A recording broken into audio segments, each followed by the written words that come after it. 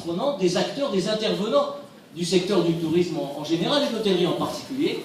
Et j'espère, bien entendu, être parmi vous la prochaine fois, lors de la prochaine manifestation que vous allez organiser. Je précise par ailleurs que je suis grassement rémunéré pour mon intervention. C'est bien cela, c'est ça. Voilà. J'ai même droit, je crois, à une prise en charge pension complète pendant une semaine au Sofitel. C'est ça. À deux semaines. Très bien. Donc, je vais rentrer dans le vif du sujet en vous parlant, en imageant d'abord mon intervention par une citation de M. Conrad Hilton. Donc, on connaît plus sa petite fille, Paris Hilton. Mais en fait, c'est lui, quand même, qui au départ a été celui qui a, à un moment donné, compris l'importance du marketing et de la commercialisation, puisque la citation que vous lisez ici participe véritablement à la problématique dont nous allons parler par la suite. Donc, les chambres d'hôtel ne sont pas plus des cases vides à remplir au jour le jour. Il faut savoir que cette citation date de 1930. Donc, déjà, à l'époque, la concurrence, la compétition, l'émulation entre les établissements hôteliers n'était pas celle qu'elle est maintenant, mais déjà cette préoccupation était véritablement au cœur de la démarche de M. Conrad Hilton. Donc, au niveau du plan d'intervention, et comme j'interviens ici en tant que président de la Fédération nationale des hôteliers, je vais prêcher un peu pour ma chapelle, pour ma mosquée, c'est selon.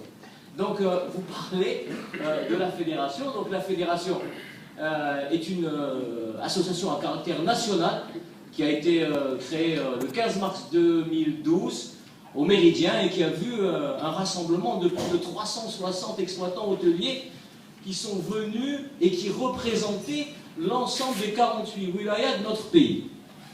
Donc, cette fédération nationale des hôteliers, elle a pour mission principale, je ne vais pas m'étendre là-dessus, mais très rapidement, la défense des intérêts moraux et matériels de ses adhérents, essentiellement. C'est aussi construire un espace de concertation et de proposition envers les pouvoirs publics.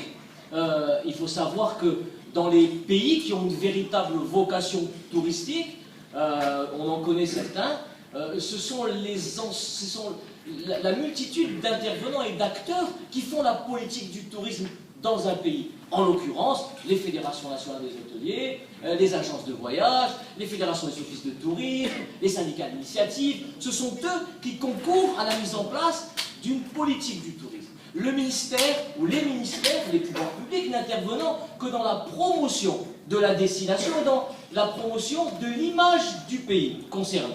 Donc la fédération est arrivée le 15 mars 2012 pour clôturer l'ensemble de la chaîne touristique dans notre pays, puisque les fédérations d'agences de voyage existaient, les fédérations d'un syndicat d'initiative existaient, la Fédération nationale des hôteliers est venue donc clôturer l'ensemble de la chaîne touristique dans notre pays, et nous essayons par différents moyens de sensibilisation et d'action de faire en sorte que les exploitants hôteliers, tout secteur d'activité confondu. Il est évident que la fédération n'a pas vocation uniquement à regrouper en son sein les exploitants privés, mais aussi les exploitants publics. Donc il y a beaucoup d'amis et de collègues ici présents dans cette salle qui ont rejoint la fédération, ce qui prouve, s'il en était besoin, que la fédération est en train de faire un vrai travail de sensibilisation, un vrai travail d'accompagnement, un vrai travail de mise à niveau en termes de ressources humaines, de valorisation des compétences.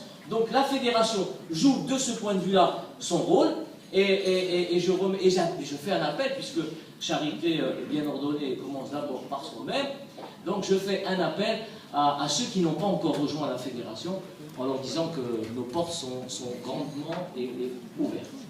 Alors, avant de parler du marketing hôtelier, je voudrais vous donner un peu, en continuation avec ce qu'a donné Madame la représentante du ministère du Tourisme, sur les grandes lignes du tourisme international. Effectivement, Madame, le tourisme mondial, en nombre d'arrivées de touristes, en 2012, a dépassé le seuil des 1,350 milliard donné au OMT. Donc avec un chiffre d'affaires qui avoisine les 1000 milliards de dollars, ce qui est quand même assez important, assez conséquent. La moyenne des recettes du tourisme dans la part du PIB mondial tourne autour de 6%, avec pratiquement un emploi sur 10 qui vient du secteur du tourisme et de sa périphérie. Alors, avec aussi, et là j'ai les chiffres, une augmentation en prévision de l'année 2013 de plus de 4%. Donc, vous voyez, il y a des flux touristiques qui sont en continuelle augmentation, et je pense que notre politique, notre souhait nous en Algérie, c'est de pouvoir bénéficier d'un petit peu de ces flux, ou d'une partie de ces flux touristiques pour notre pays. Alors là aussi, ce serait peut-être une donnée à vous donner, c'est que en 2012, l'Afrique, donc le continent africain, a drainé sur ses plus de 1000 milliards de touristes, de visiteurs étrangers, internationaux, a drainé plus de 50 millions de touristes. Donc c'est quand même important. Et le continent africain est celui qui, d'après les prévisions de l'OMT pour 2020, sera le plus important en termes d'augmentation, puisque en 2020, on escompte 85 millions d'arrivées internationaux en Afrique, et en 2030, 135 millions. Donc le rythme de progression des touristes internationaux est plus rapide en Afrique que sur tous les autres continents. Pour revenir aux données du tourisme dans notre pays, il faut savoir que le secteur du tourisme et de l'artisanat emploie plus de 900 000 personnes en Algérie, avec pour le secteur du tourisme 430 000 emplois. Donc c'est important, ça représente 5% de l'ensemble de l'emploi, tout confondu, dans notre pays. C'est une donnée importante à avoir en tête pour mesurer l'importance du secteur du tourisme et de l'hôtellerie dans notre pays. Bon, ça. Donc le secteur du tourisme en Algérie, on n'est pas encore arrivé là. Je voudrais revenir sur les chiffres. Voilà, donc pour le secteur de l'hôtellerie et du tourisme, vous voyez 2,5 millions de touristes, une augmentation de touristes internationaux, 1 million de touristes, ça c'est les chiffres aussi actualisés en 2012, 1 million de touristes étrangers en 2012, 250 000 d'origine européenne. En 1999, par exemple, nous n'avions que 50 000 touristes internationaux d'origine européenne. Donc il y a véritablement une augmentation notable. En parlant du parc hôtelier algérien, donc il y a 1200 hôtels, ce qui représente 98 000 lits. Secteur public, nous avons eu tout à l'heure M. Salah qui nous a fait un exposé sur Gesto. Lui a dans son portefeuille plus de 63 établissements, et 8 stations thermales. Donc je parle là sous votre autorité. Est-ce que c'est les bons chiffres? C'est bien ça, hein, c'est ça. Voilà. Donc ce qui représente en nombre la proportion du secteur public en nombre d'établissements hôteliers, ne représentant que 3% de l'ensemble du secteur du parc hôtelier algérien. Il va y avoir, en prévision à l'horizon 2015, 763 hôtels, essentiellement des hôtels privés, seront livrés. Sur les 763, la majorité étant des hôtels effectivement de type corporate et urbain. Donc il y a peut-être effectivement, comme vous l'avez dit tout à l'heure, un travail à faire sur les tourismes spécifiques, donc le thermalisme, culturel, saharien et autres. Donc cette stratégie de développement du tourisme dans notre pays s'est construite en 2008 sur le fameux SDAT, le schéma directeur d'aménagement touristique, avec des visions qui sont construites, et là je ne reviendrai pas parce que c'est quelque chose dont on a parlé souvent, sur la mise en place d'un cadre réglementaire, sur l'augmentation des capacités d'hébergement, la valorisation des ressources humaines dont on a parlé tout à l'heure, qui est fondamentale, c'est l'enjeu, me semble-t-il, que nous avons, nous, au niveau de la fédération, et sur lequel nous travaillons. Je crois qu'effectivement, la ressource humaine est au cœur de la problématique et du développement du secteur de l'hôtellerie dans notre pays. Et c'est une thématique, une problématique, une préoccupation que nous avons continuellement au sein de la fédération. Et évidemment, au niveau d'infrastructure, je crois que de ce point de vue-là, l'Algérie, ces 14 dernières années, a été bien lotie. Donc, les problématiques essentielles sur lesquelles je ne reviendrai pas, puisque ce n'est pas là le sujet de mon intervention, on peut les résumer à deux grandes problématiques, celle du foncier et du financement. Depuis quelque temps, ces données ont été prises en charge et je crois que le régime dérogatoire en termes d'obtention du foncier au niveau du régime dérogatoire général sur l'obtention du foncier a été grandement facilité puisque les WALI, les autorités locales, ont maintenant la possibilité de pouvoir donner du foncier touristique à tous ceux qui ont des dossiers d'investissement bancables et solvables. Sur le financement, des conventions de financement ont été signées par le ministère du Tourisme auprès de 5 banques publiques. Celles-ci se sont engagées à fluidifier le financement pour les projets d'investissement dans le domaine du tourisme avec la mise en place de mesures comme les taux d'intérêt bonifiés, le crédit et les crédits à long terme. Mais effectivement plutôt, c'est des problématiques et des choses qui sont récurrentes dans ce que les investisseurs et dans ce que les hôteliers nous posent comme problème au niveau de la fédération. Nous essayons de travailler, mais je crois que c'est à l'heure actuelle une préoccupation prise en charge par les pouvoirs publics.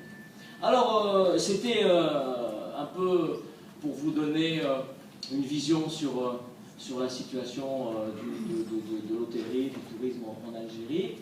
Et pour vous dire que le marketing hôtelier, avec les différents établissements, les 760 établissements qui vont voir le jour, avec la politique de mise à niveau au niveau des établissements publics, donc cette compétition, cette concurrence va s'exacerber.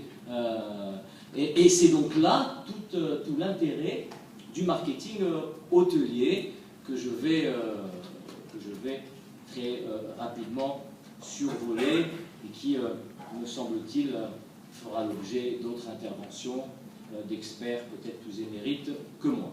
Toutefois, je voudrais donner les grandes lignes du marketing. Donc le marketing, c'est une démarche qui est expressément centrée et orientée vers la satisfaction du client. Donc il tend à s'intéresser à ses attentes, ses comportements, ses jours, ses besoins, ses habitudes et ses perceptions. C'est très bien résumé sur le slide. Avec un objectif qui est celui du meilleur rapport qualité-prix et qui est aussi celui du meilleur satisfaction-prix. Donc effectivement, le rapport qualité-prix et le rapport satisfaction-prix, ce sont deux données qui sont différentes et qui ont chacune leur spécificité. Donc les hôtels ne se remplissent que par une juxtaposition de plusieurs segments de clientèle. On en a parlé, la clientèle d'affaires, la clientèle de loisirs, les séminaires, les groupes de tourisme, etc. Donc, et là, on en arrive au cœur de ma communication, même si j'ai débordé sur d'autres sujets, c'est comment traiter ces différentes cibles en prenant en compte leurs spécificités. Donc, c'est là le passage du marketing de la transaction au marketing de la relation. Alors effectivement, avant l'émergence des nouvelles techniques de communication, avant l'émergence d'Internet, avant tout cela, la relation entre l'hôtelier et le client était une relation de transaction basique. Donc le client, c'était une orientation à court terme. Le client venait, donc c'était un acte isolé, on lui louait sa chambre, il repartait. La mise en avant des caractéristiques du produit n'était pas forcément la priorité. Le service clientèle, dans une économie où effectivement la demande était supérieure à l'offre, n'était pas forcément là aussi une exigence. Le contact avec la clientèle était modéré, et la qualité était d'abord aussi de la production en interne au niveau de la prestation dans l'hôtel. Nous sommes passés de ce marketing de la transaction au marketing de la relation. Donc là, effectivement, tout le travail était mettre en adéquation la qualité de service avec l'attente du client qui venait consommer un produit hôtelier. Donc, ce qui donnait une orientation à long terme, Internet, donc l'Internet qui rentrait véritablement dans le fonctionnement et qui devient un acteur, l'Internet étant maintenant quelque chose d'incontournable, donc contact avec la clientèle, mise en place de la valeur du produit pour le client, service clientèle, engagement fort. Donc vous voyez, ce changement du marketing de la transaction au marketing de la relation montre qu'il y a maintenant une évolution notable dans la perception que nous avons du client et du produit. Donc ça peut se résumer par une mécanique au niveau du marketing hôtelier qui est la connaissance du client, la personnalisation, la création de valeur, et je reviendrai sur chacune des valeurs, la communication, la récompense, le traitement préférentiel. On arrive je vois mal, qu'est-ce que... La communication directe et donc la fidélisation d'une nouvelle typologie de clientèle avec un circuit mécanique tournant. Donc pour les différentes la stratégie du marketing hôtelier par rapport à cette chaîne mécanique, il y a donc le marketing hôtelier avec la connaissance première du client. Donc c'est apprendre quelles sont les caractéristiques et le besoin de ce client et de ses préférences. Donc tout à l'heure je vous parlais de ma fonction de directeur général des hôtels Eden. Donc c'est pour ça que je viens un petit peu à ce que nous avons fait dans nos hôtels. Donc à l'arrivée, et là c'est peut-être basique, mais c'est des cas pratiques, donc à l'arrivée du client, donc nous faisons remplir un questionnaire pour récolter cette base de données qui est construite sur un mail, sur les informations du client, adresse. Après, donc, on passe à l'adaptation et à la personnalisation. Donc cette même préférence est inscrite dans un système de gestion qui va être la mémoire effectivement de l'hôtel, permettant à donner à ce client le côté plus au niveau du service. Donc envoyer un client un email pour lui souhaiter un joyeux anniversaire par exemple, ou réserver à un client sa chambre préférée. Ensuite, la création de valeur, je n'ai pas trop le mot valeur, mais plutôt de bénéfices, c'est essayer de se différencier par rapport à une offre hôtelière de concurrents. Donc fournir des services non disponibles ailleurs ou d'une meilleure qualité. Donc dans nos hôtels, on transporte, par exemple, nous avons la capacité à avoir une chaîne, donc un certain nombre d'établissements hôteliers, donc transporter un client d'un hôtel à un autre gratuitement. Donc c'est aussi une chose importante. Donc ensuite, on arrive à la communication. Donc la communication, vous le voyez, en fonction des ressources RH, ressources humaines et financières, utiliser des outils médias et hors médias pour communiquer auprès des clients. Donc ça, vous comprenez aisément ce que ça veut dire. Avec l'ensemble des médias, journaux, télé, radio, web, emailing, événementiel. Donc ensuite, par rapport à cette communication, on doit donner donc des récompenses, donc mettre en œuvre des actions visant à offrir une récompense, telles qu'un rabais ou un produit promotionnel. Nous sommes en train de réfléchir au niveau de cette tactique, ces différentes tactiques qui font la politique stratégique du marketing hôtelier. Donc on réfléchit à mettre en place des cartes de fidélité au niveau de nos hôtels. Donc c'est aussi un exemple concret. Ensuite, le traitement préférentiel, donc offrir une garantie de service, certains extras, extra hôteliers, professionnels, je précise, comme par exemple des surclassements pour une clientèle fidèle qui peut donc être classée sur une suite ou en payant effectivement le même prix que celle d'une chose. Donc en dernier lieu, la communication directe. Donc ça, c'est élaborer un marketing one-to-one pour garder toujours le contact. Donc c'est ce que nous sommes en train de faire, puisque nous avons fait dernièrement effectivement au niveau des hôtels Eden, une invitation d'un cocktail pour fidéliser la clientèle que nous avons existante, mais aussi pour essayer de fidéliser et d'attirer une clientèle qui n'est pas forcément la clientèle qui fréquente nos établissements. Donc j'ai essayé d'être relativement rapide. J'ai voulu vous donner des pistes de réflexion qui nous permettront, j'espère, au niveau du débat, d'approfondir certaines de vos préoccupations ou de vos demandes. Et vous dire qu'effectivement le marketing hôtelier est un marketing relationnel, et là je lis, ayant pour objectif d'attirer, de développer et de fidéliser des clients de plus en plus exigeants. Tu passes à... Donc, voilà, donc j'en ai terminé avec le marketing hôtelier. Je voudrais aussi faire un peu de publicité, un peu de réclame, ça se disait, c'était comme ça avant, la réclame, sur la Fédération nationale des hôteliers, en vous invitant le 25 novembre. Vous permettez, si ça je fais, hein, voilà. Donc, le 25 novembre à l'hôtel Jazair, nous organisons une journée avec une thématique qui est centrale dans le cadre des préoccupations et de la mise à niveau du secteur du tourisme dans notre pays. Donc, l'hôtellerie en Algérie, état des lieux et perspective.